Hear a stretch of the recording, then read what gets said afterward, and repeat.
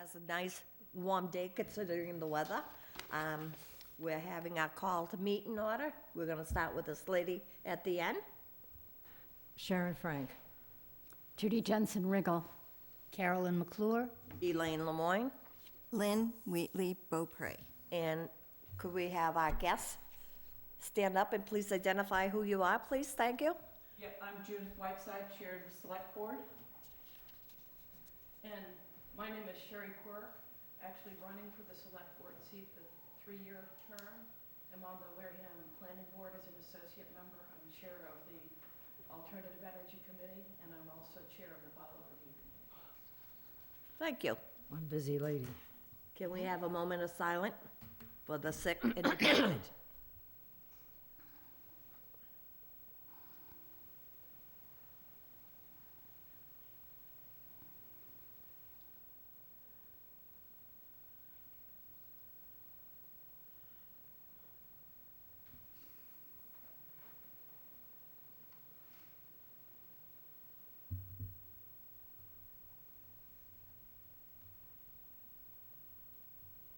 Okay, and next is the appearance of the meeting, meeting minutes of March 7th, 2024.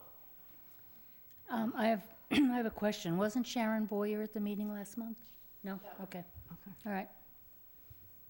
Okay. Minutes. And of course, Sharon Rice will not be attending today. She is on other business. And board member updates? Wait a minute, we Gotta didn't accept the accept the meeting. minutes. Oh, I'm sorry, okay. Everybody accept the meetings? I make a motion to accept the meetings as written, minutes as written. Second. Okay. And the director's report will not be held, as I stated. Oh, aye? Aye. Aye. Aye. Sorry, you can tell I'm new at this. Okay, old business. Lockbox? Board member update. There's no board member update. Okay. I don't know, I didn't have anything. Did you have anything that you wanted to talk about? No, I wanted to thank everybody for getting the packets in for the logo, and we will be discussing the logo, and we will be discussing it at the next board meeting. Right. When everybody's here. Okay. I just have an update on the Friends, where we have 180 members as we stand. Wow. And we are having our first general meeting in May. Do we have a date on that? We do, but I have to look it up. Hang on.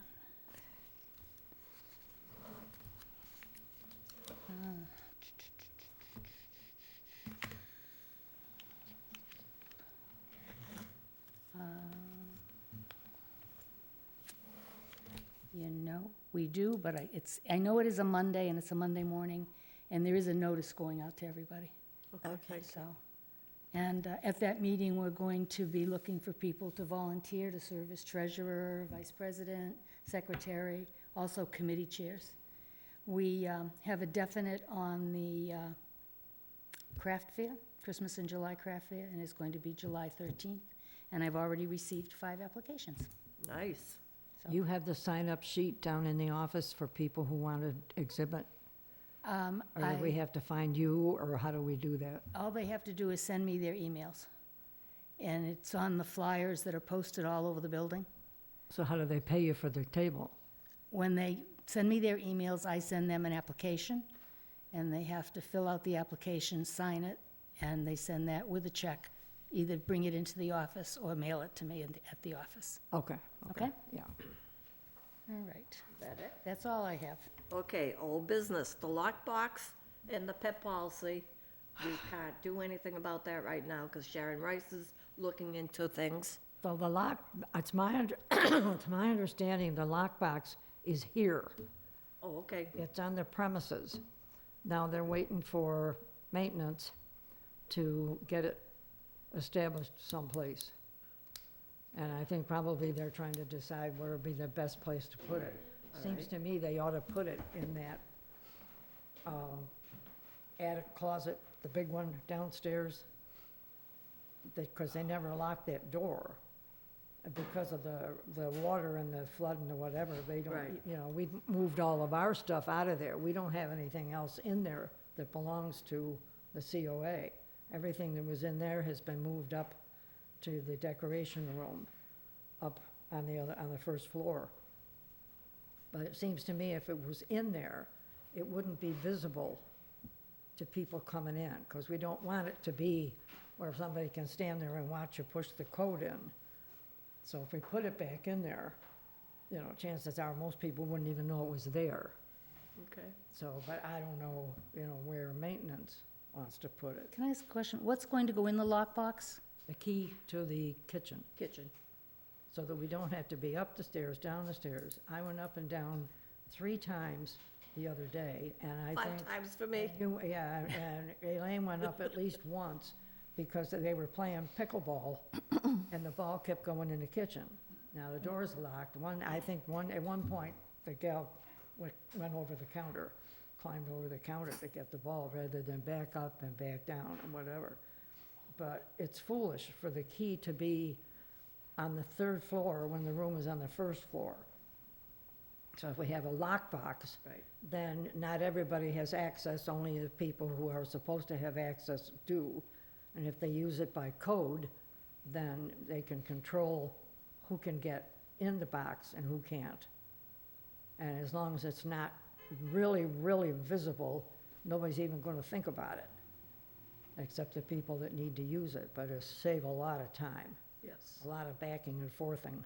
And I made sure this morning that the sliding door that closes the Oh, kitchen off, yeah. I pulled it down Did you? Okay. so that everybody can get access to their coffee and supplies. Yeah. But hopefully the ball won't go in. Yeah. It's never done that before, and No, it did they it, had what, 2 3 balls times last in the week. same time. So, yeah, if they just pull that door down, then hopefully it won't be such a mess. Oh, it has done it before. It's just that we were able to get into the kitchen. The Huh? door was unlocked. Yeah, it's the access to the kitchen that's, Yeah, I say it has done it before, but it's just that we had access to get Oh, into the okay. kitchen. The pet policy, I know, is, you know, the therapy dog that I applied permission to bring her and the whole thing and showed all her records of all her shots and everything is the only pets that should be in the building. Because like about a week ago, a guy just was really interested in Daisy and he went out to his truck, which I didn't know, and he brought his dog in, which I didn't know he was going to do because Daisy isn't dog friendly. Oh, You know, she wouldn't ever attack a dog, but Right, she but just like still. gets really nervous and like, you know. she's protective of her Yeah, surroundings. and then I found out that he was already asked not to bring the dog in, so I think Sharon wants to set She up was gonna a policy. Yeah, the selectman's office and see what, yeah, the bylaw on it. exactly, yeah, because, Judy, wouldn't we need to put a sign on the door that said no pets or whatever?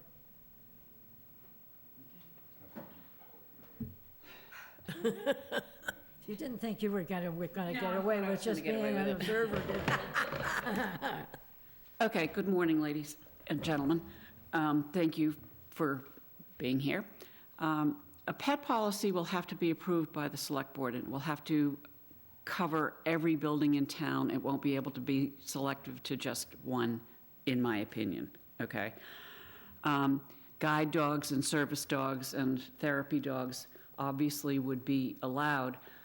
There's somewhat of a hitch because the law states that you cannot ask somebody if it's a service dog, and if they say yes, you don't have to prove it, or a therapy dog. So, a therapy dog, I think you can ask. well, I've They asked, have to, and my personal thing is, I think they should have to prove it, because it's so easy just to go online and get a card Yeah, that says, you know, service. but, you know, if you have a certificate, and she has a card, a plastic ID card, that she is a registered therapy dog in the state of Massachusetts. right, and the reason I said what I said is I've talked with the Board of Health a couple of times, because there were people who were complaining about dogs being in restaurants, and you can't ask. If somebody says, my dog is a support dog or emotional support dog, Yeah. you can't ask them to prove it. Oh, wow. Yeah, so I asked this question, I guess it was a couple of years ago, because, people put dog bowls outside of restaurants, but they were also putting dog bowls inside of at least one restaurant, so we got asked. So I think it's not going to just be the Select Board, it's going to have to be in conjunction with the Board of Health, who knows the rules better than I do. But I think it's a great idea, but we have to be careful on how we implement it. I have a service dog. Mm-hmm. But I've been very calm and patient, not taking him every place. And every time I happen to stop at Walmart from my trip back from wherever I went, right away, what kind of dog is that? It's a service dog. I says, see, the jacket, the dog tag? I says, I have all the IDs, what else would you? Well, we're not supposed to, I says, Yeah, I says, you exactly. cannot say that to me, sir. I says, you better look up at your bylaws, because a service dog cannot be rejected any place. Now, I go every Friday faithfully to a restaurant in East Bridgewater, and all the people that come in are great, and they know you come in, but don't touch them, But I've had a few places that have given me run-ins, Yeah. and I said to them, if you don't want your name turned in, you better back off on me nicely. It's interesting, because I think if you've been, you see This them, dog is easy, it's the therapy dogs. or an emotional And support, emotional, yeah, I mean, right. you read about people in aircraft who have a Great Dane sitting next to them or something. And, I get it, but how do you accept the need for service dogs? And ensure that they are allowed where they're allowed to be, Right. without overdoing it and, because I think it's a Fed Can regulation. we ask that they register in the office? Why? Well, just because then those that aren't really will back off. Those who just don't want to leave the dog at home while they're gone. won't bring 'em. I'm going to pass on even, I think it's probably a good question, but I think Sharon will be working with us to figure out how to do it the right way. Okay. I know there was an issue before, and I understand the concern, because some people are actually allergic to dogs. Right. And, that, Oh, And yeah, that's we one had of the one- reasons yeah, I we had try one- not to bring them here. Right. Because I know of 3 people that are allergic to dogs. Mm-hmm. And I'm putting my health aside for these other people, thank But you. that's Amy. my willingness to do. Right. We had one woman who got as far as the door, turned around, this is some time ago, turned around and left because there was a dog here, and she was terrified. I mean, even though surrounded by other people and the dog was under control, not happening. No. Now, I would think that's the exception rather than the rule, but, so our building was not accessible to her. So, I think that's a very important word to use, accessibility. Yeah. You didn't say ability, but Yeah. being able to access the services is really important. yeah. Okay. All set? Thank you very much No, for the thank you. update. Thank you.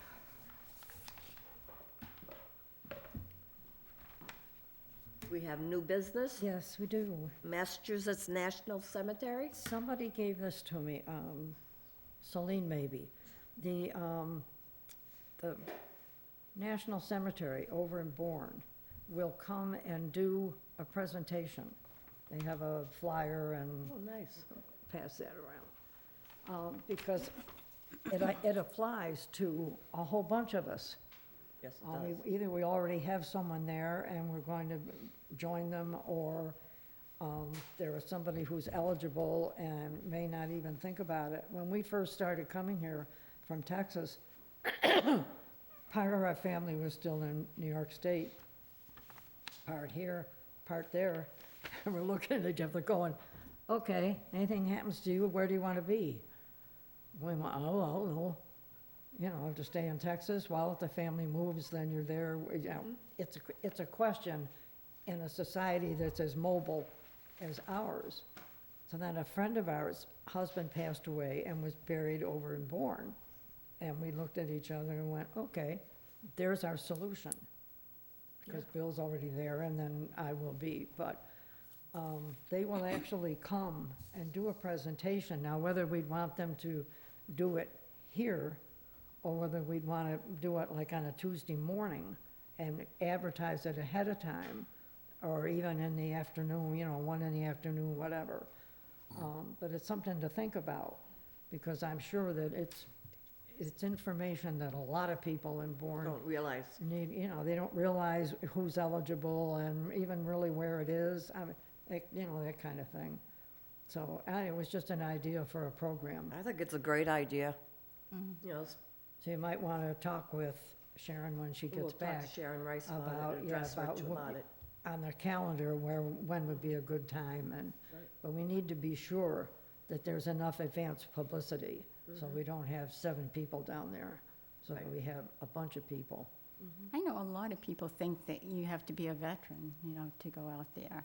You do, And in fact, if you're married to one, my father and mother are both buried out there. yeah, My father was the veteran. my yeah, mother yeah, was my an- husband was, so as a spouse, then I'm Yeah. eligible. Yes. But I don't know if the kids are. I don't know No, how, it's just the wife. it's and- just the spouse. Yeah, and no spouse. kids, yeah, as far as I know. But it solved a problem for us, because when Bill passed away, we were here, but the family was everywhere else, so, Right. okay, so now what do I do with them? So that was our solution. That worked out for us. It's really And the pre- nice, too, it's really The nice. presentation that they give you the day of the funeral Oh. is quite emotional. Yeah, it's. I've been to 5, and Yeah, it's. My husband and son and I have gone out to place the flags. Oh, do the Yeah, flag, big okay. hunk of flags, Yeah, and yeah. so we did it like in the area, they're all different areas, in the area where my parents were. so- Oh, okay, But okay. it was fun, it was Yeah, that's a really that's a heck of moving a to see all the process. it people is, there. it's very, very, Yeah, yeah. I mean, that takes hours, Yeah, all those flags but to there's go a out lot like of that. volunteers, Yeah, though. yeah, They were just lining those roads, the cars were. So, yeah, that's yeah. pretty cool. So anyway, yeah, take it for what it's worth, but I think we'll it would take be it a up with great Sharon. I thing. think it's a great idea. We may want to postpone it until you can put it in the Beacon. Yeah, because the May Beacon agenda is just about ready to go, I think. Okay, The whole newsletter, and I know she was working on it yesterday, and they are anticipating it being done when Sharon gets back, so. right, it'll be okay, sent so out. for the next month, Yeah, then we might want, if she picks a date, or if she wants to do it in the summer, when the summer people are here, whenever. Right. But it'd be nice if we could have it in the Beacon ahead of time enough so that people can, they don't have to sign up, but just at least they'd be aware of it, so that we have enough people not to be embarrassed when they come to do a presentation. That's all I got. Okay.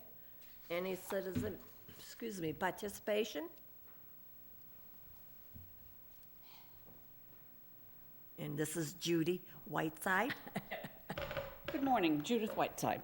I'm here on behalf of the Veterans Day Parade Organization. Last year, we were able to revitalize the parade that we hadn't had in 6 years. We had a parade, we had a ceremony, and we had a luncheon. And that's why I have gray hair. We were able to put that program together in less than 90 days. Yep.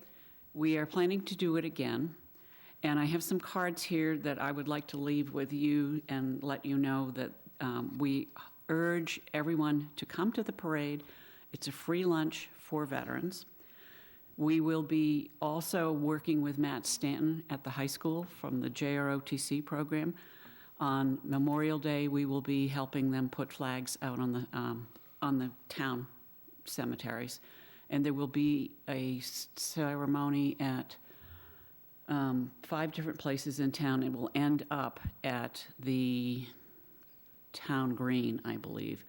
There will be, small ceremony, wreath-laying ceremony at Agawam, at Center, at St. Patrick's, someplace in, I think it's Dudley Square, I'm not sure, and then ending up at the center. So it's important, I think, to honor veterans. We're coming up on the 50th anniversary of the undeclared war that claimed a lot of people. And I, for one, feel very strongly that we should welcome all of our vets home, and particularly those who got spat on and told that they were they were unwanted. Very strongly about that. So may I leave these cards with you? Sure. Thanks.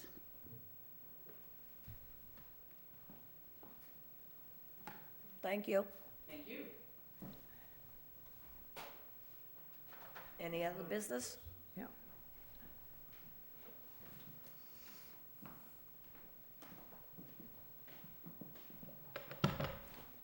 Jim Manise. I know you were talking about service animals and emotional support animals. And so I've been doing a little reading on it. And it would be nice when they do come into, if they're allowed into the building.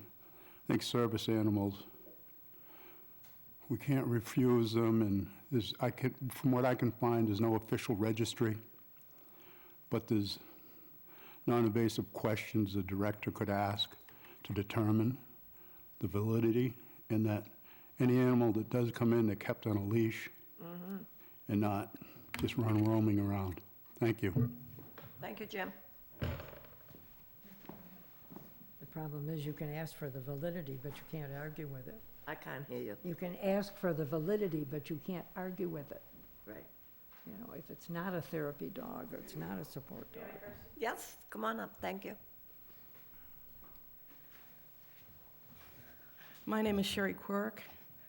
As I said earlier, I'm on the Planning Board, the Alternative Energy Committee, and the Bylaw Review Committee. One thing I would just say is that a policy on dogs in various buildings would be a good subject for the Bylaw Review Committee to take up. So I will take that back and see what that committee can do. That committee is looking at all the town bylaws and suggesting changes for them to bring to town meeting. It's a slower process than would be ideal. There may be other things that can be done that would be quicker, but bylaw review would be a place for this issue to be aired out and dealt with.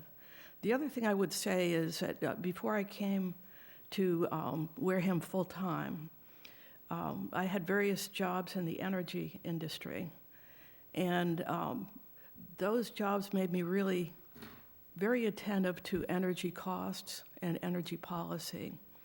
And as I look around the state, what I see is the possibility of extremely increasing energy rates, electricity rates, and interested in keeping the town informed and as active as we can be in making sure that those who influence or set rates are aware that rate increases affect different people differently, and our policymakers need to be aware of how big a burden our residents, many of our residents, are already suffering, and taking whatever steps we can to make sure to lessen that burden where we can.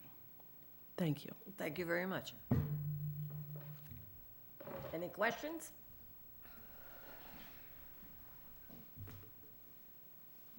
You're all set. Thank you, ma'am. No? Any other questions need to be brought up, or Anything up, That's it? anything within the last 48 hours? shall we call your meeting to adjourn? I make a motion to adjourn. I second. All in favor? Favor? Aye. Aye. Wow, very quiet. Um, Sweet. Carolyn, were you?